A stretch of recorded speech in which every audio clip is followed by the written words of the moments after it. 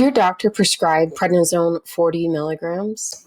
I've taken that much before. Hi, I'm Dr. Megan, your prednisone pharmacist, and I'm here to talk to you all about prednisone 40 milligrams, whether you're prescribed 3 days, 5 days, or more. I'm going to explain what it's used for, common side effects, and whether or not you need to taper. And at the end, I have a free gift for you. So first of all, is prednisone 40 milligrams a high dose? Yes, generally, prednisone 40 milligrams is considered a high dose. Compared to your body's normal equivalent of 2.5 milligrams of cortisol that you naturally secrete per day, 40 milligrams is really high.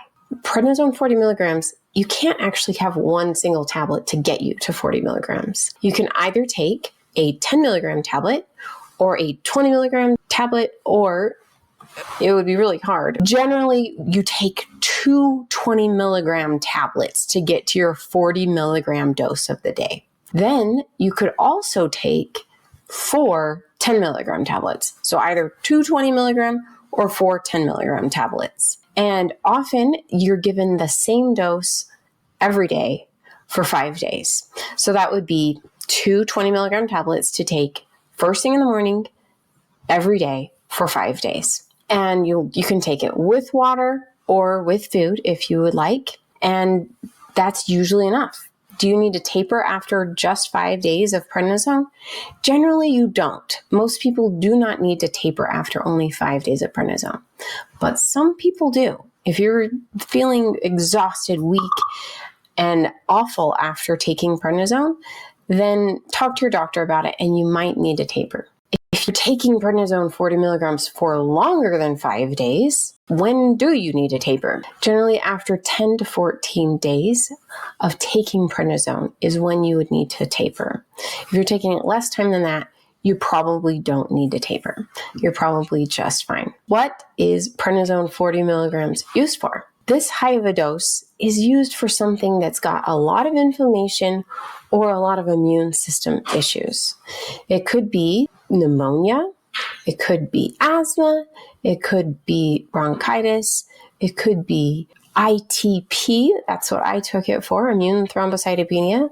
It could be giant cell arteritis, where people's arteries could be causing their eyes to go blind. There are many, many things that your doctor could prescribe it for. That's just a small possible list. So if you're having to take it, what side effects might you expect? If you're only taking it for about 5 days, you might get insomnia. Because you're taking such a high dose, it might interfere with your sleep. Even one dose is enough to interfere with your normal sleep-wake cycle. Other things you might notice are mood changes. This could be as simple as just feeling great, like feeling 30 years younger, lots of energy, or it could be psychosis or depression. It's more common to have the great feeling than the depression and psychosis, but any mood changes are possible. Brain fog is a possibility, but it's more common the longer you take it. If you are taking prednisone 40 milligrams longer term, you might notice fluid retention. You might have swelling in your knees or your feet, maybe your hands. If you take it more than 2 to 3 weeks, you might notice fat redistribution as well on your face, called moon face, on your belly, or even a buffalo hump on your neck. Even one dose of prednisone 40 milligrams can cause high blood sugar or hyperglycemia. So if you didn't have blood sugar issues before you took prednisone, you might notice higher blood sugars. If you have diabetes or other high blood sugar issues, you might need a higher dose while you're taking prednisone 40 milligrams. Related to the fluid retention, you might have high blood pressure. And if you didn't need a blood pressure medication before, you may need it if you're taking prednisone 40 milligrams for longer than 2 weeks. And it's possible to have heart side effects. Your body's having to squeeze a lot harder because there's more fluid. And so you might have rhythm changes. Like normally it would beat normal, da-da, da-da, and it might skip a beat. Or it might cause a fatal arrhythmia. That's what those are called. And it's possible to have a heart attack or a stroke. But that's not very likely. It's very rare, but it is a possibility at that high of a dose. Finally, because we're taking prednisone 40 milligrams often for an immune system problem, prednisone is causing immunosuppression. So it's possible that you might get an infection where you wouldn't normally get one.